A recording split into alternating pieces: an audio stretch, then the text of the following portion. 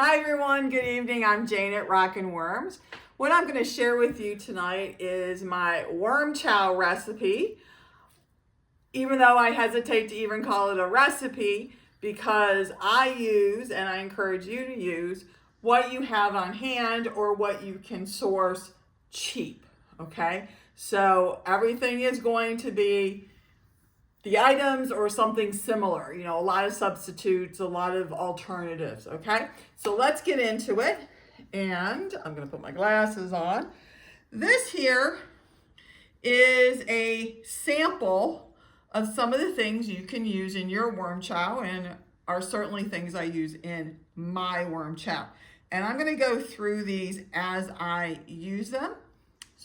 And we can talk about what the purpose of the various ingredients are, because they all do serve a role in keeping your worms healthy, fed, and hopefully chubbying those little guys up so they throw off nice big cocoons for you. Okay, so one of the first things we're going to add into our mixing bowl here. This used to be the Halloween candy bowl when I was a kid, right? We used to make huge hauls and we'd put our candy in these kind of bowls, and then we do let's make a deal, right? But anyways, so it's now being repurposed for worm chow. So the first thing I'm going to put in is one of the two main bases of the worm chow, which is wheat bran. Okay, you can also use wheat flour, and I just put in 4 cups, okay, because I'm making a big batch. I've got a lot of worms, right? So I'm going to make a big batch, and you can obviously, just scale it back to be more accommodating to how many worms you have. Okay, one of the main purposes of wheat bran or wheat flour, if you have better access, is that it's a really good source of protein and carbohydrates, okay? And that's what this is providing you. Now, just for interest's sake, you'll see in here that there's little other bits of things. This is because I have mealworms, and when I sift out mealworms and feed them to my chickens, I have their bedding left over, which is mainly wheat bran. And they shed their skins as they size up. And I leave these sheds in the bedding when I repurpose it into my worm chow, because these sheds are made of chitin, which is an important component of the segment development of your worms. Okay, so having these chitin components available to your worms, if you can do it, is a good thing. Oh, by the way, dead mites is also another great source of chitin for your worms. Okay, so, oh, and look here's a mealyworm too. So he'll go in. The worms won't kill him or eat him, and sooner or later I'll fish him out, but I'm just gonna leave them in there for now. Okay, the next ingredient is going to be oats, okay? Oatmeal. I didn't have oatmeal over here because I figured we all pretty much know what oatmeal looks like. But I get oatmeal rolled in the form of rolled oats from Tractor Supply, a farm store. And then they look like the little oat grains. And then I just powder them up in my Vitamix or a grain mill. And I am also going to put in 3 cups of oatmeal. I put in 4 cups of the wheat bran, if I didn't mention that before. But anyways, oatmeal from your grocery store. The store brand. It doesn't have to be Quaker Oats. Store brand is fine. Like I said, you can buy it from the feed store as well, and then powder it up from there. The purpose of the oatmeal, again, is good protein and good carbs, okay? Because, protein, carbs, and fat, right? We're feeding them to our worms, just like we do for ourselves, okay? So there's oatmeal. Now, the next thing I'm gonna add in is beetroot powder. Now, these are the pellets. This is what it looks like when you buy it at the feed store. I bought this open bag for 80% off the regular price because, you know, a little bit of it was missing. And it was a super great deal, so I basically bought what they had. Now, you do have to, again, powder everything up. And this is, again, close enough is good enough, guys.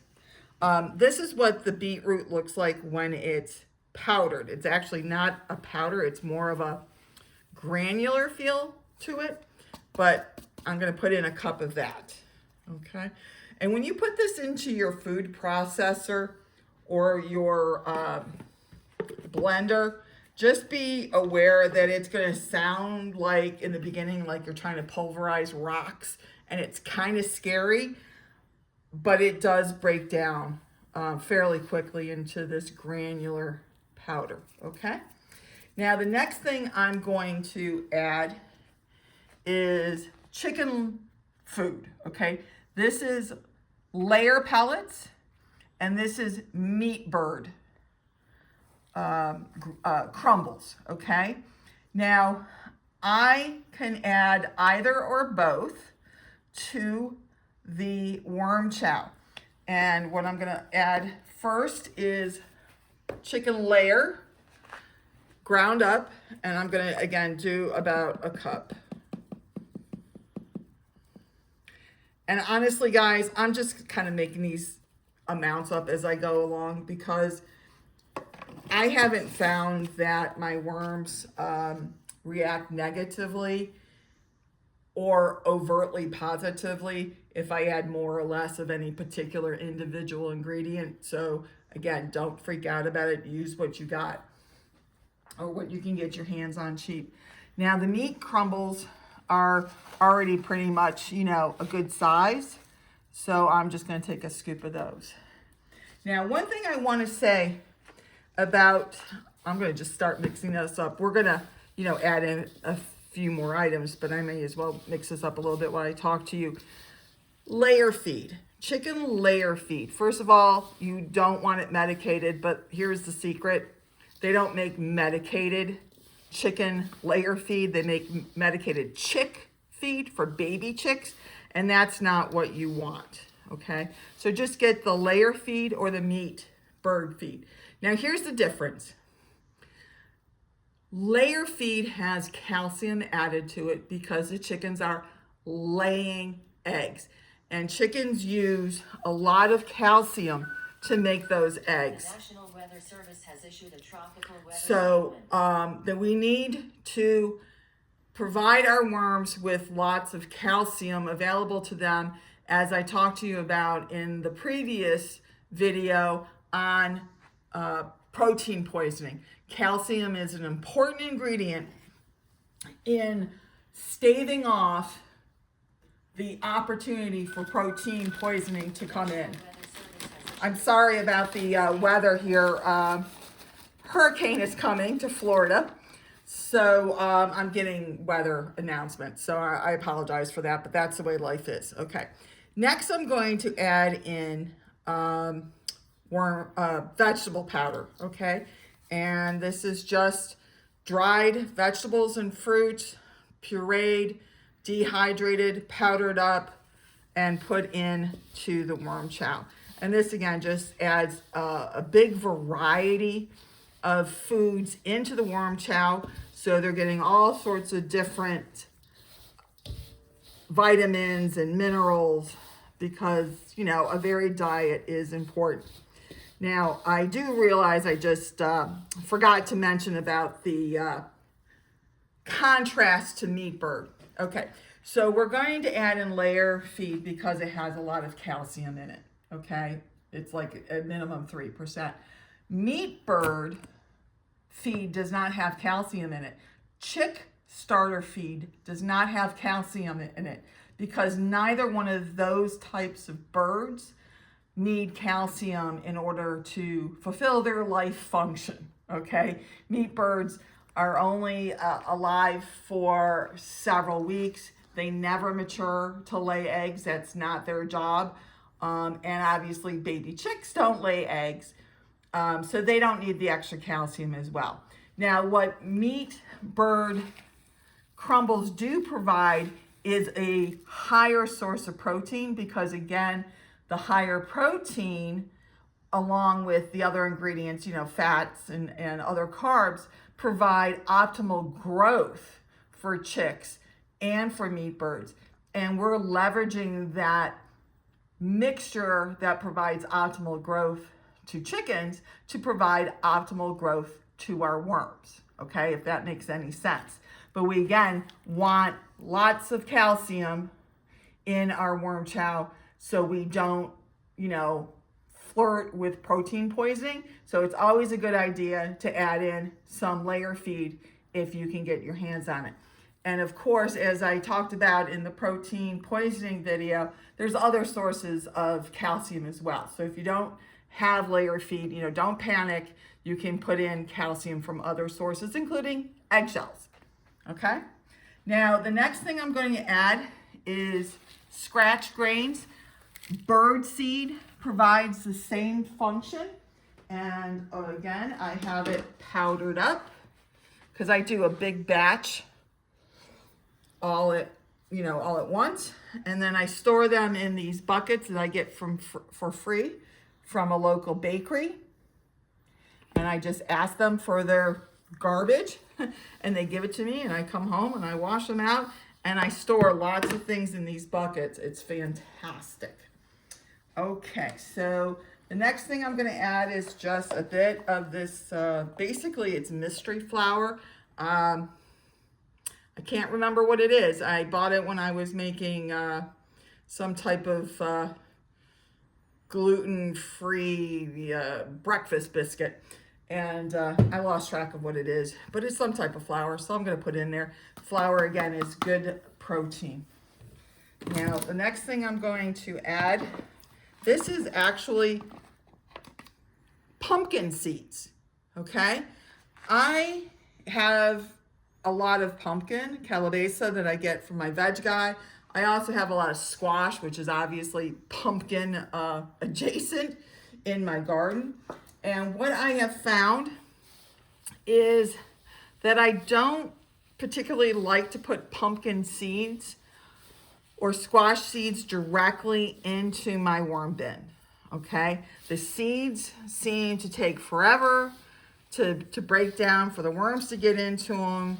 They clump, they hang around. I don't like it, but I don't want to throw them away, right? Seeds are great sources of all sorts of nutrition for both, us and animals. So what I have discovered is that if I take the pumpkin seeds out and I just rinse them and I let them dry, I just run them through my blender and I get this great powder of the seeds, and I just use that. So I was pretty happy to figure that out, to tell you the truth.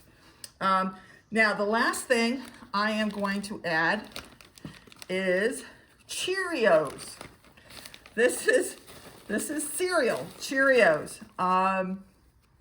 You can use cereals, you can use, saltine crackers, oyster crackers, biscuits, whatever you have in the cereal cracker, genre, just use that.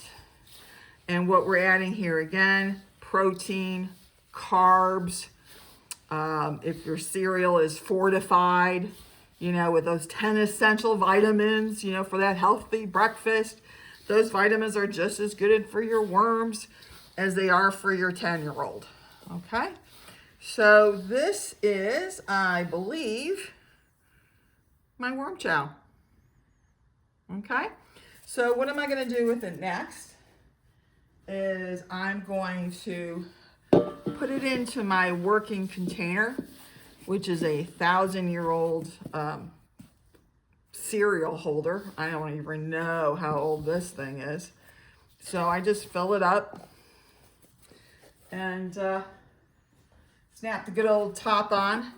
And this you have seen in many of my videos where I use it and I, sprinkle it on top of my bins, okay? Then what I use to store the excess is I actually have a couple different things I use depending on my mood. Some of it is a very, very dried out, air dried out water jug, okay? And you can even see, if you can see in there, you can see some of the residue from the last time I stored in here. No? Okay, trust me, it's in there. You can probably see, there it is coming out, okay? So you can use a water jug. Just make sure it's really dry first, because otherwise it sticks to the bottom, it gets moldy, you can't get it out, it's a mess. So super dry. The other thing I use to store in lately are these cute little containers, but again, any container you have on hand that you can, have it relatively airtight, keep it dry is fine. My veg guy apparently sells these fruit chews, and he must sell a lot because he gets a lot of these containers, and every couple weeks I'm able to pick up, half a dozen of them, and I found them really handy to store my, veg powder in, so I'm not blowing through all my Ziploc bags or cereals or worm chow. Again, just put it in, store it, and it's ready to refill my working container when it gets low. All right. So here's what I want you to really take away from this is worm chow is a way to get higher protein and carbs in particular into your worms so they can gain weight. Okay, that's really one of the main functions of worm chow is to chubby up your worms. Okay, but it can get a little expensive because a lot of these things you can't get for free. Okay, I can't just find a bag of scratch grains on the side of the road like I can find lots of other things I pick up to use in my wormery. Okay, but you can pick up these things for a really good price if you have access to a farm store, Tractor Supply, a feed store. If you have even grocery stores sometimes will have open packages marked down or have on clearance, things that are past their sell date, crackers and cookies and things like that. So you can keep your eyes open and keep your mind open and look for opportunities to pick up things on the cheap that will be a good add to your worm chow, okay? And remember, close enough is good enough with this stuff, all right? Your worms are gonna be happy with almost any combination that you give them. But do try to kind of concentrate on your base with the wheat bran or wheat flour. They're two separate things, but they function the same in this case. And your oatmeal, okay? Those would be the two ingredients that I would, make sure I add in every time and then let everything else float, okay? So I hope that helps you. I look forward to seeing you on the next video. Have a good night. I am yours in the dirt, Jayne.